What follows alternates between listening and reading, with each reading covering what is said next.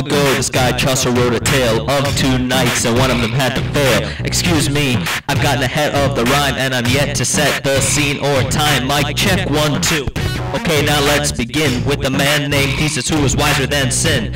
Governor of Athens, ruled like a boss, conquered the Amazons, gathered no moss like rolling stones, but got satisfaction from his spouse Polita's excursion with her sister Emily to his town, where they were to wed until the black gown of many women who cried, woe is me, because Creon destroyed my family. Our husbands were jumped during Thebes' siege. Creon will not bury them with prestige, cause chivalry with the promise of redress. So we conquered Creon with no contest, in the name of the Lord and nothing less. Chivalry is a family business. On the battlefield, two cousins lay. Theseus took them, choosing not to slay.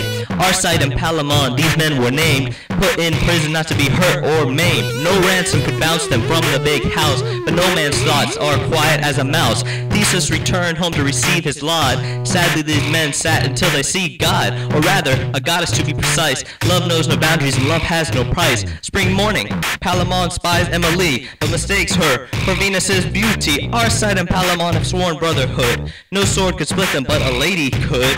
Arcite said, I saw her first, so she's mine. Palamon pushes him to get into line. She walks through the garden, hair in a braid, elegantly walking as a cascade. Each braid tightens the bars that trap these two. Each step an earthquake of godly voodoo.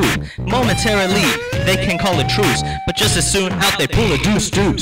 So little is known, Arcite has a friend. Duke Pirithous makes the right amend. Theseus allows for Arcite to go far as Africa to live with Toto. He can live free, but can never return for any love that he may want to earn. Never again to see her Emily. Arcite can now live free unhappily, with her in sight but no freedom to gain. Palamon weeps with a heart in pain. Now stop and think a minute or two. Which of these men would you rather be you? You could live the life, I'm a knight and I'm free. Love for me is no possibility. You could be trapped with only love to see. Love for me is no possibility.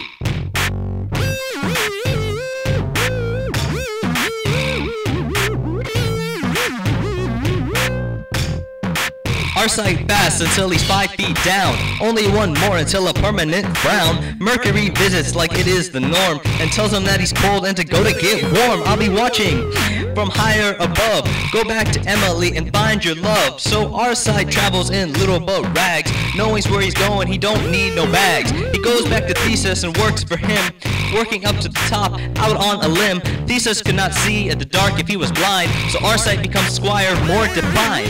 Palamon knows a guy and drugs the guard, leaving his cell with a heart that is scarred. Time passes and Palamon has to hide, when one day Arcite is walking outside, speaking his thoughts about love aloud. Palamon stands and things start to get loud, and it's true. It has been said throughout the years, the field has eyes and the wood has ears. Palamon shouts, Arcite, you wicked man, my woe is because of your wicked plan. Things get rough and blows start to become hate.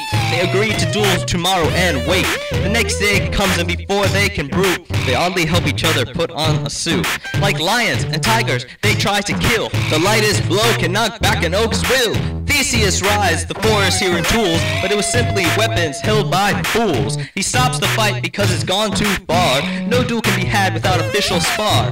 Palamon snaps that he might as well die, as he tells him the story side for side. Hearing enough, Theseus says behead them. Emily breaks it up like R.E.M. She says don't do this, at least let them fight, and let the one stand that has the most might. So Theseus consents and tells them the rules. 100 of the best leave the fools. These 100 men fight for honor and life. These 100 men will win and you have a wife. What rejoicing broke over these faces, returning to Thebes, not leaving traces. I cannot tell the story done and through, for this is the Knight's Tale, part 1 and 2.